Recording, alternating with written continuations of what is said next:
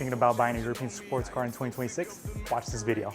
This is going to be Porsche, specifically the Porsche 911. So that's going to be like the Porsche 911 GT3 RS, the Porsche 911 GT3, and the Porsche 911 GT3 Touring. Those are holding great values in 2026 and even potentially might appreciate in 2026.